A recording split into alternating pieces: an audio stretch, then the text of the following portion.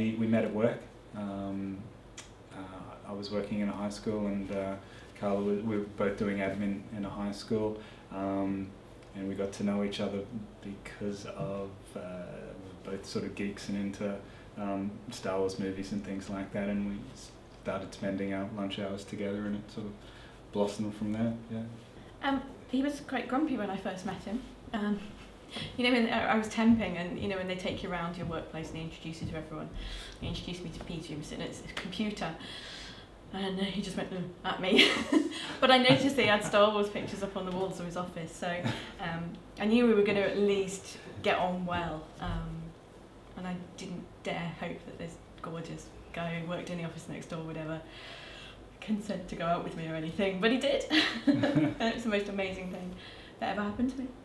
We have a day that we call Fateful Coffee Day, where we kind of confessed our feelings to each other, and yeah, I think that was the first time I knew that Peter was really something special and amazing. We'd been sort of having lunches together and sort of spending a lot of time at work together, and it was a little bit weird for me because it didn't feel right that I was in growing more affectionate towards Carla when she was with someone, and it felt really awkward. So I sort of felt it was important to draw a line in the sand and say, look, let's have coffee so I can talk to you about the way that I'm feeling, and it worked out brilliantly. But the kind of relationship that you're in wasn't really what I thought it was, and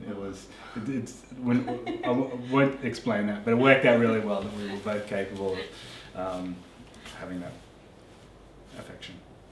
We kind of yell "It's Fateful Coffee Day" on the date it happened every year, but we don't do anything special.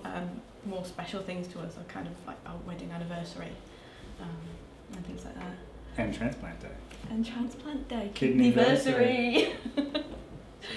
6 years nearly we've been together.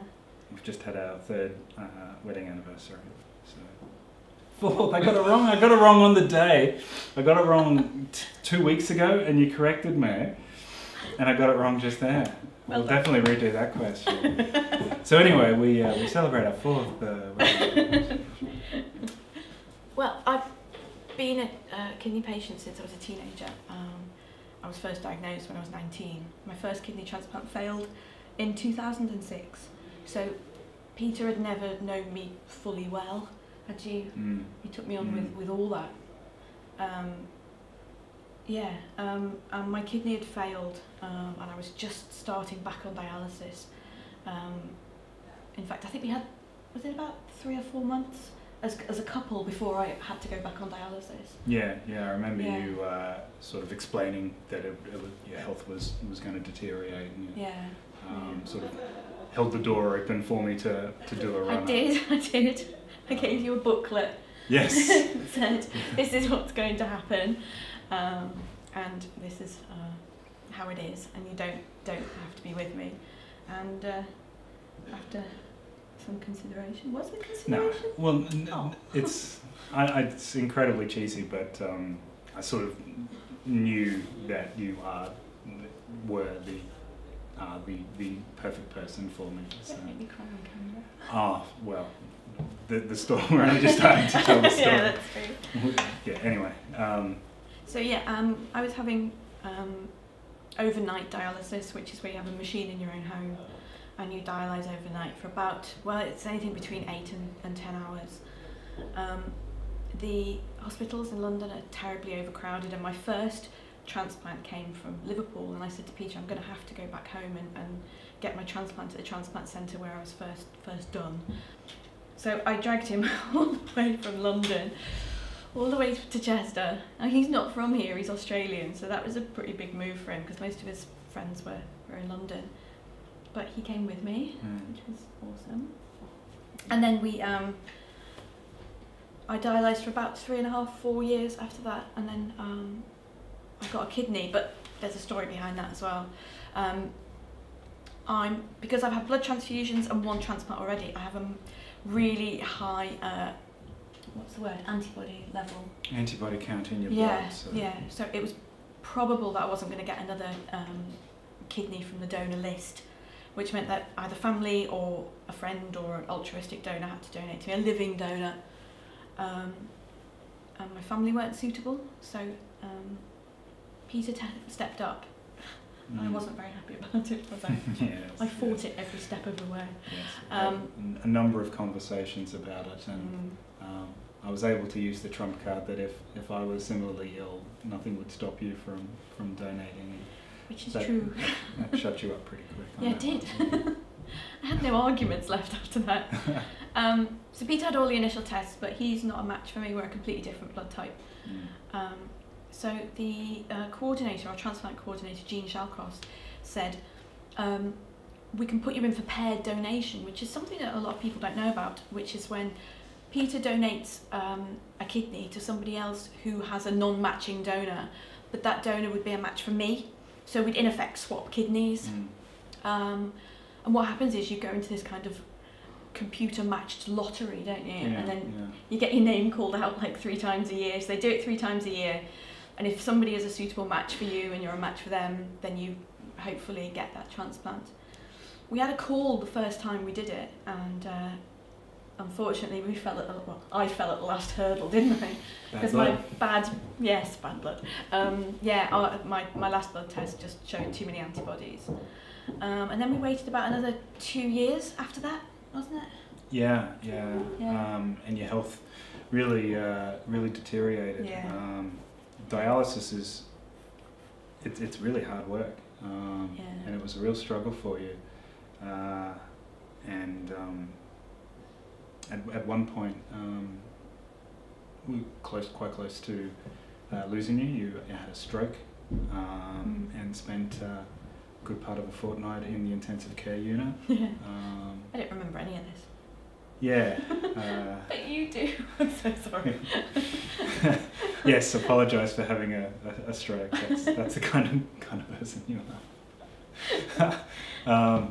But yeah, when we got the call, it's an incredible process, or an incredible feeling, because there's that opportunity, that chance that you won't have to go through this dialysis anymore, and you get your life back. But you need to suppress that hope until you're on the table, and even after until you've woken up from having the operation, when there's actually a functioning organ inside of you. Actually a chance that you can go under anaesthetic and wake up and the operation hasn't happened. It's very rare, but it can happen with those very last minute blood tests. Fortunately, it all went ahead. Kidneys were kind of being driven all over the country. The kidney swap we had was between 3 lots of people.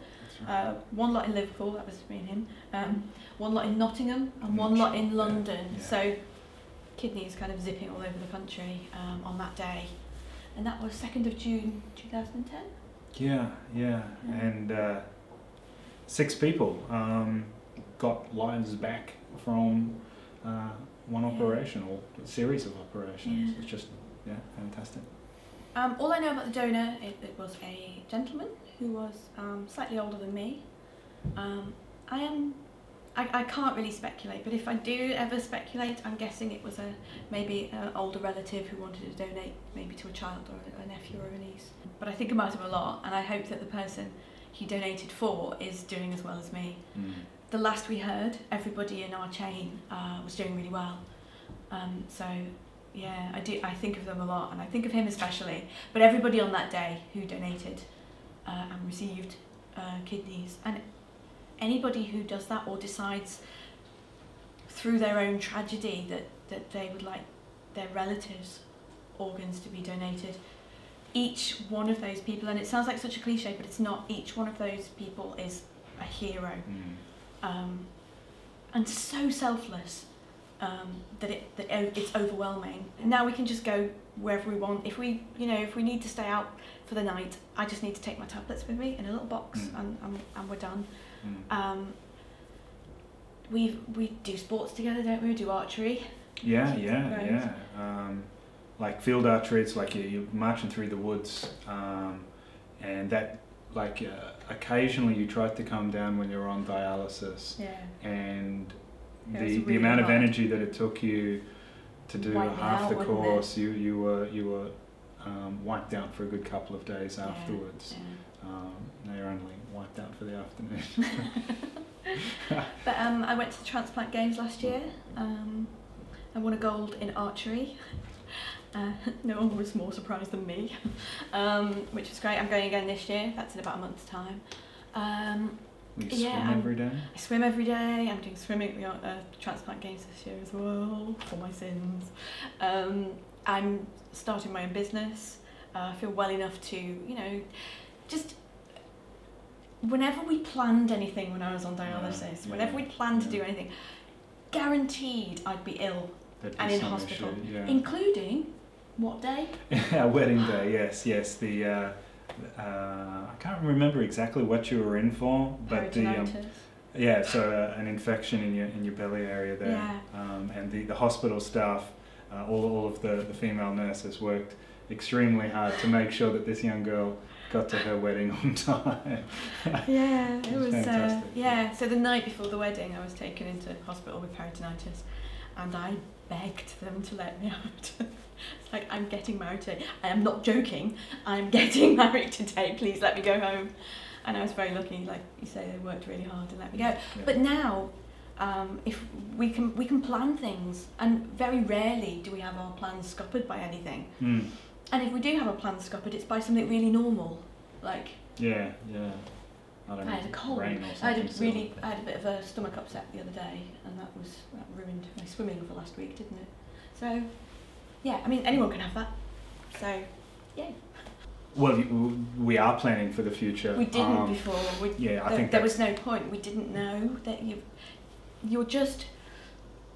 It's just a day-to-day grind of trying to be as well as possible in possibly the worst circumstances. And gradually getting less well. And just kind of crawling through the days. And now we can think about a future, you know, we can think about buying a house and, you know. Well, you're all that kind of thing. Working to get a business established and are attacking it, all of those various things that you need to do. With a full sense of what you're doing, and with a vision and a goal. So it's it gives you back a zest for life rather than, like I said, just surviving. You actually feel like living. And I remember when I got out of hospital and was just feeling fantastic, and I actually put on my Facebook status, "Oh my God, is this how you all feel? How can you all moan when you all, you know, this is how you feel every day? Warm for one thing. I was so cold for 4 years." And you know, well, and like every day when you wake up, it's such a gift, and every night when you go to bed, it's amazing. You don't have to go on a machine. You look forward to waking up the next day, when before it was, you know, such a grind. It was really hard just staying alive. Here's a weird one. During dialysis, of course, you stopped weeing. Yeah. Where are you going with this? Well. You now pee. Yes, I do. Now I pee. There you go. And that's keeps you healthy. It gets that's kind of what the is for. But you know what I mean. Like it's such a mundane thing. Yeah, it's something that people most often an inconvenience for people, but it's a cause of celebration for yourself. Yeah, I really enjoy peeing. It's great. Peter is everything to me. He's my hero. He's my support. He's the love of my life. He's everything I ever dreamed of as a child when I thought of who my husband would be. He was there for me the whole time. Not one time did he ever complain or let me down or kind of get angry or grumpy or disappointed in me. I just adore you, and love me. And I think our relationship is so much stronger because of what we've been through. And every day I marvel at his courage and his amazingness. I don't even know if that's a word, but that's what you are. I've got nothing to contribute to that. Sorry.